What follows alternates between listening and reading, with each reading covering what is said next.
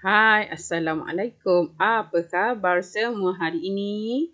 Harap semua masih lagi bersemangat untuk terus belajar walaupun dari rumah. Okey, untuk tajuk hari ini kita akan sambung lagi pendidikan kesihatan dengan tajuk kelima iaitu perhubungan.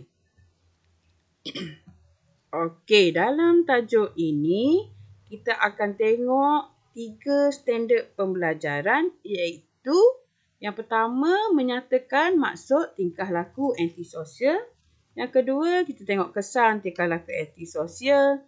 Dan yang ketiga cara menangani tingkah laku antisosial. Okey, bercakap pasal antisosial, apa dia tingkah laku antisosial? Tingkah laku antisosial ni kita akan tengok maksud dia nanti slide yang seterusnya.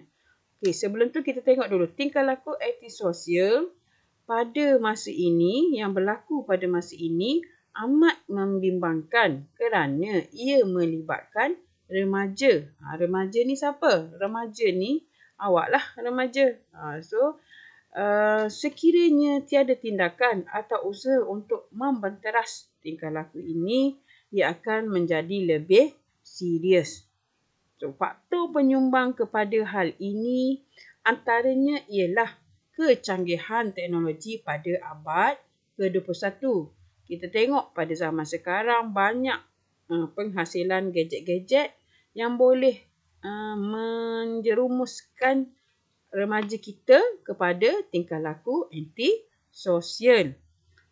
Okay, selain daripada itu, faktor penyumbang seterusnya mungkin juga berlaku disebabkan oleh peribadi murid itu sendiri, yang mana peribadi ini mungkin dipengaruhi oleh pendidikan awal dari rumah lagi. Okey, macam tadi kita kata nak tengok apa maksud tingkah laku antisosial. So, menurut Kamus Dewan, edisi keempat, antisosial ni bermaksud sikap seseorang yang tidak suka bergaul dengan orang lain serta bersifat individu. Itu dia maksud antisosial. Dia tidak suka bergaul dengan orang lain. Sikap mengasingkan diri serta mengasingkan diri daripada bergaul dengan orang lain dalam apa-apa jua keadaan. Itu kita kata satu bentuk tingkah laku antisosial. Dan tingkah laku ini awak kena tahu ia bertentangan dengan peraturan atau adab dalam sesebuah masyarakat. Masyarakat jadi tidak seronok bermasyarakat kalau ada yang bertingkah laku antisosial. Okey, kita tengok lagi. Apakah jenis-jenis tingkah laku antisosial? Dalam teks ni, dia bahagikan tingkah laku antisosial ni kepada 5 jenis. Kita tengok satu-satu. Yang pertama, menyendiri. Tidak gemar berkawan dan berjumpa dengan orang ramai. Itu salah satu jenis tingkah laku antisosial. Jenis yang kedua, memberontak. Selalu protes segala arahan yang diberi. Tak gemar mematuhi peraturan. Memberontak je. Itu tingkah laku antisosial juga. Okey, yang ketiga, ego tinggi. Ego yang tinggi sentiasa merasakan dirinya lebih baik daripada orang lain. Kalau kita ada sifat macam ni, maksudnya itu juga merupakan tingkah laku antisosial. Ni yang keempat ni. Sentiasa merasakan dirinya betul. Salah je orang lain. Yang betulnya dia memandangkan rendah keupayaan orang lain. Itu juga tingkah laku antisosial. Dan terakhir, degil yang tidak terkawal. Cenderung melakukan perbuatan vandalism. Vandalism ni tahu apa? Vandalism tu ialah perbuatan merosakkan harta benda awam. Kita tengok kalau kat sekolah kita pun ada antara kawan-kawan kita ni yang bersifat macam ni. Suka merosakkan harta benda sekolah. Itu juga merupakan antara jenis tingkah laku antisosial. Okey, tadi kita tengok jenis tingkah laku antisosial. Sekarang kita tengok sikit contoh tingkah laku bersosial pula. Sosial yang baik. Okey, yang pertama bersosial. Bersosial ni contohnya menjalinkan semangat setia kawan sesama rakan. Membantu rakan yang berada dalam kesusahan. Tu baiklah. Yang kedua, rajin berusaha. Kalau dalam belajar dengan tekun. Kalau bermain bersama kawan dengan bersungguh-sungguh.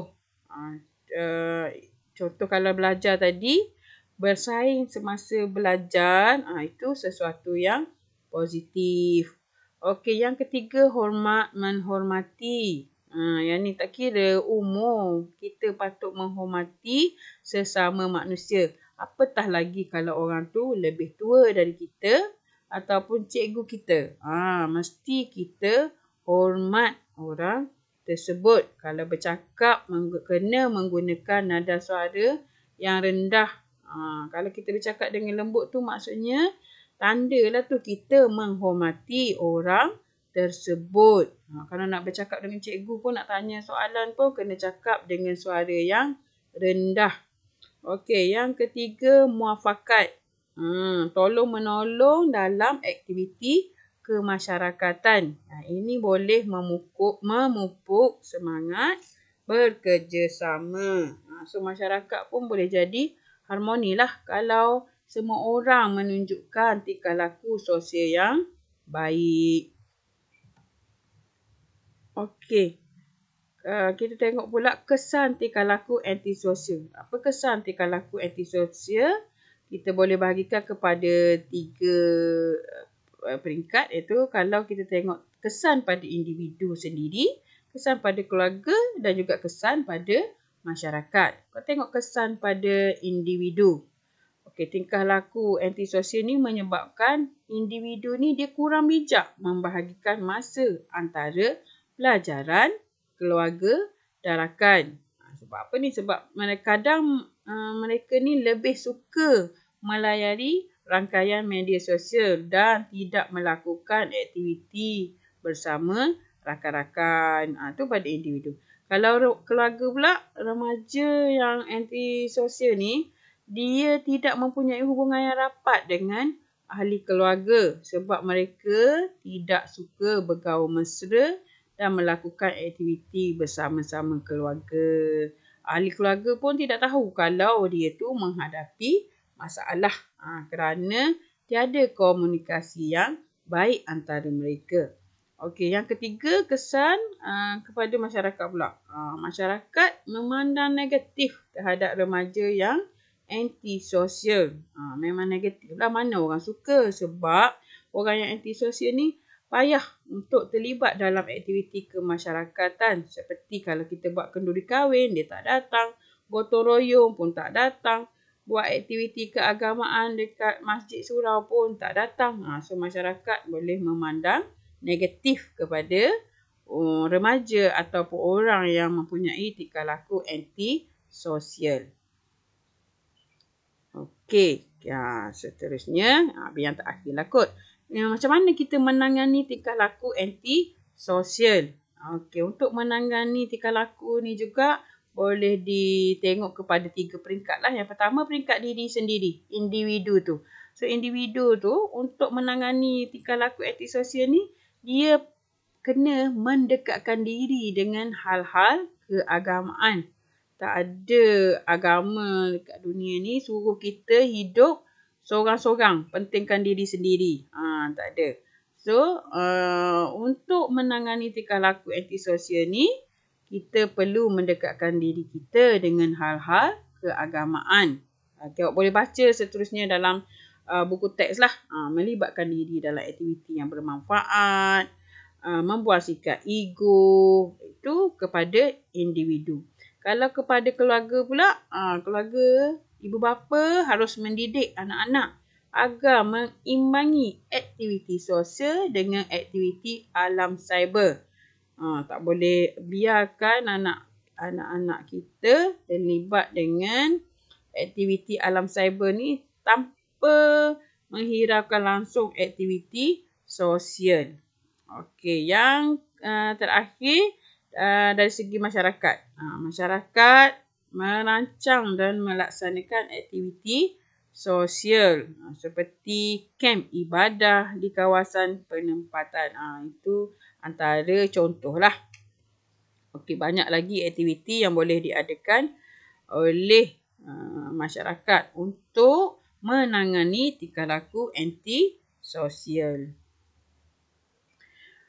Okey, antara lain aktiviti yang boleh dirancang bagi menangani tingkah laku anti-sosial yang boleh dibuat oleh individu, keluarga dan masyarakat ni.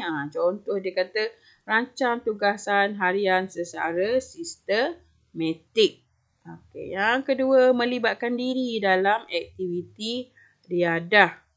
Yang ketiga, meluangkan masa bersama-sama rakan di hujung minggu. Jangan terperuk dekat rumah, tengok handset, main game sorang-sorang.